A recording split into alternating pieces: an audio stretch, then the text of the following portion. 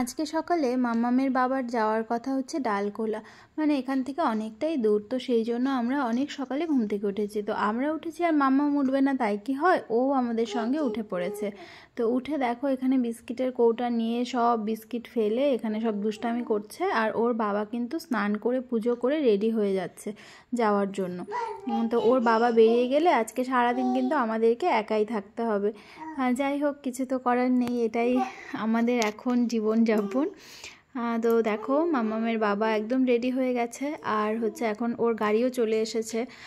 আমাদের এই রাস্তাটা সরু জন্য এই রাস্তায় তো গাড়ি দাঁড়াতে পারে না, সামনের মানে কিছুটা এগিয়েই বড় রাস্তা, তো সেখানে গাড়ি দাঁড়িয়েছে। আর আমার অবস্থা দেখো পাগলের মতো, আমি কিন্তু সকালে উঠে শুধু বাসি ড্রেসটা চেঞ্জ করেছি, কিন্তু এখনও পর্যন্ত চুল আঁচড়াতে পারিনি। আর মাম্মাম আমার কোলে, আমি সকাল সকাল একটু চা বিস্কিটই করে দিয়েছি, কারণ এখন বাজে 7টা, বাইরে ভীষণই কুয়াশা রয়েছে। মাম্মামের খাবারটা খালি করব আজকে, আর আমার খাওয়ার জিনিসপত্র সব মানে আমি কালকে রাতেই রান্না করে রেখেছি। তো আমার বাবা দেখো মাম্মামকে বাই করে দিচ্ছে, আর দেখো বাইরে কিন্তু প্রচুর কুয়াশা। এবার মাম্মামকে নিয়ে আমি ঘরে চলে যাব, আর মাম্মামকে খাইয়ে দেব সকালের খাবারটা।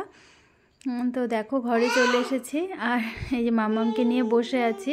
তো এবার মাম্মামকে আমি সকালের খাবারটা খাইয়ে, আমার তো চা খাওয়া হয়ে গেছে।